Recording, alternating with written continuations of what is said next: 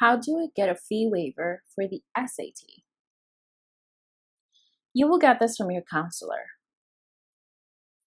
You will have to approach him or her to let him or her know when you're taking the SAT.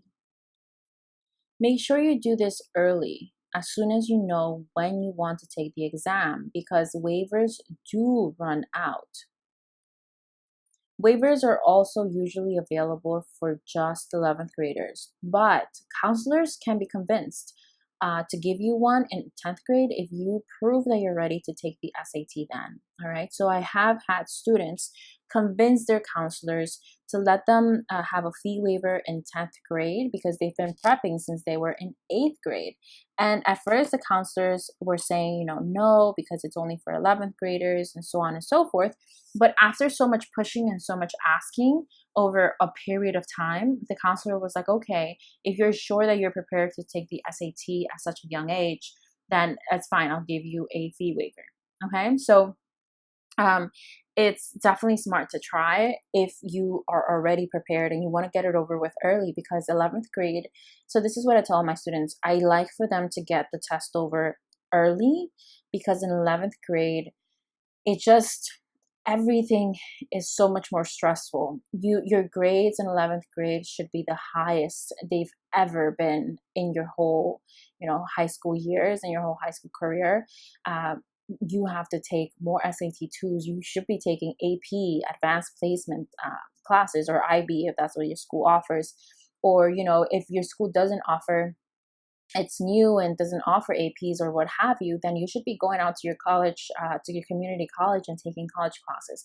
This is all if you want to stand out. If you want to go to a highly selective college, you have to do more than what is being given to you. Apart from this, guys, if you're in 11th grade, this is your last year for you to take on some leadership roles. And leadership roles should take up a lot of your time because they're leadership roles, right? So make sure that you are preparing for the SAT early, and that, if you can take it before 11th grade, you do.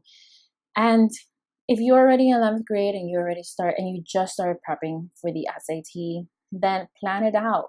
There is always a free one that schools can choose to give to students. Not all schools do this, but they do have the option around March to take, or April, depending, to kind of opt in for the free SAT during the school day. And so if your school, ask your counselor. You can even ask early in the year of the school year if they're going to opt in for that, if you're going to have a free SAT. And if they say yes, then, for me, my plan would be to take that as the first SAT. Or if you want to take it before, you can take it in December, maybe. Take it in December, then prep a little bit more, take the free one. And then if you need to take a third one, take it in June.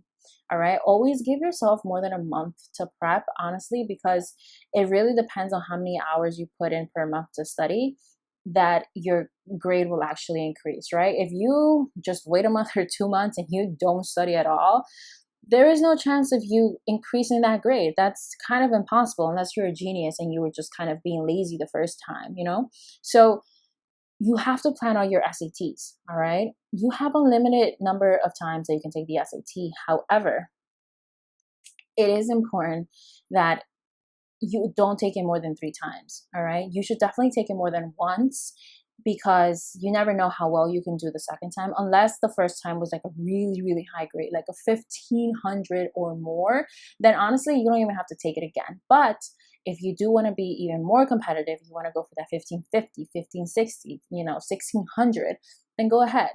But unless you get, honestly, a 1500 on the first try, then I do suggest that you keep on studying and take it again and again, just 2 more times. Top 3. Okay. If you do need to take it a 4th time, then that's really your call. If you really want to improve on in a certain section that you did pretty bad on, let's say you did really, really well on the reading section, but your math was really lacking, then you might want to take it a 4th time just to improve your math.